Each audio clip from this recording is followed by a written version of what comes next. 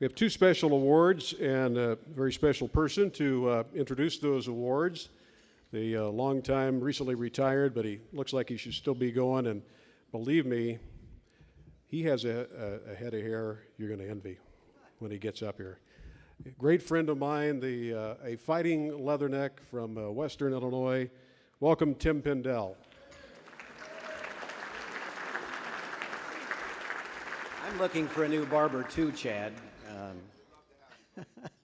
I didn't get an escort from you ladies up there either. Mark, did you tell them the heart is good? The heart is good.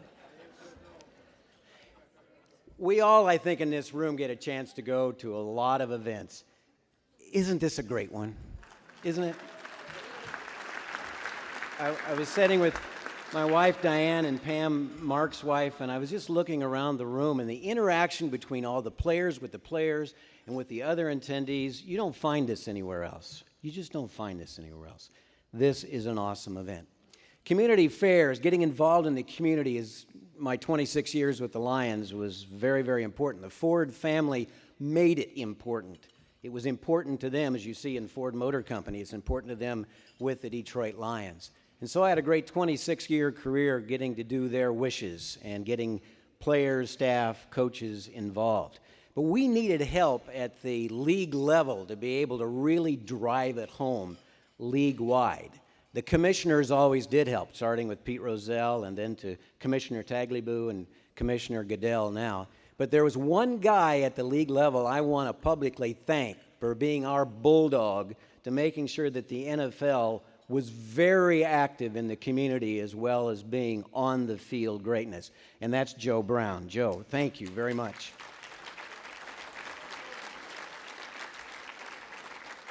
Thank you, Joe. I always like to thank Tom Nowatzki and Ron Rice and Mark Lewis for enabling us to have this award to recognize those who've distinguished themselves not only in football, but also being very caring and active in doing any myriad of different things out in the community. In other words, football people that excel not only on the field, but off the field. Tonight, I can't tell you how pleased and honored I am to honor two guys who are due for an attaboy from a lot of us. And that's two guys that are dear to my heart because they've been friends of mine for 30 years.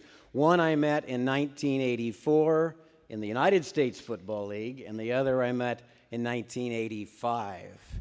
Together, they've helped a great cause. Together, they developed and founded what's called the Detroit Lions Courage House, an organization that helps another great organization, Haven, with Beth Morrison and Rachel Decker, and that team help abused kids that are victims of domestic violence.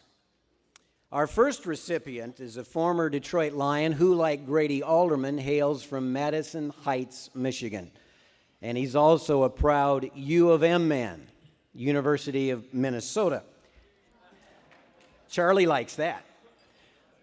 I knew him first as an offensive lineman when I was a PR guy for the old Michigan Panthers in the United States Football League.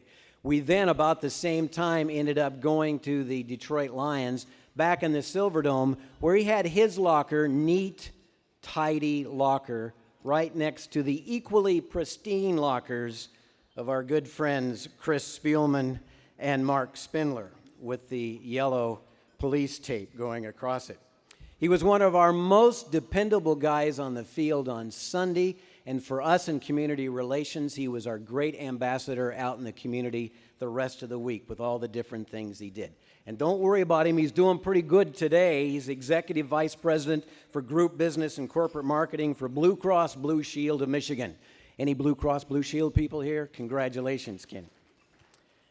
And also today, he's a champion for health and wellness for adults and works with the Lions, Matthew Stafford, and others in programs that combat childhood obesity. He's doing a lot. The other man that we're honoring tonight comes from across the Detroit River in Windsor, Ontario, where his first love was hockey. He was a big, tall goaltender who has a deep, deep, deep love for the game. And Danny actually invited me to go to a game once, and he found out, didn't you, Danny, how much I really enjoy hockey.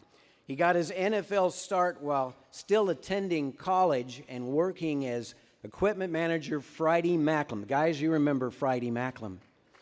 Lem, Charlie, Greg. Friday Macklem was a great name in Lions history as our equipment manager. Danny was his right-hand man.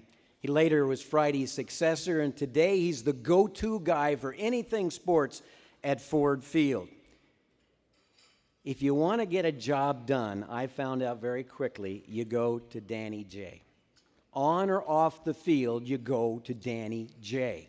He's involved in countless charities. Kathy, I don't think the guy sleeps.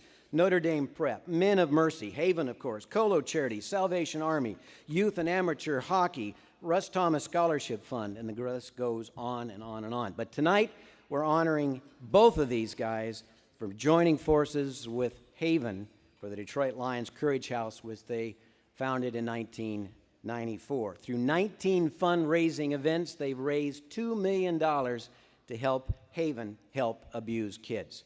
And both are supporting the Haven Capital campaign that's going on. I can't tell you how pleased I am to present the Tim Pendell Award for Outstanding Community Service to two good friends, two good guys, two good community citizens, Ken Dallafor and Danny J. Danny Jarosowicz.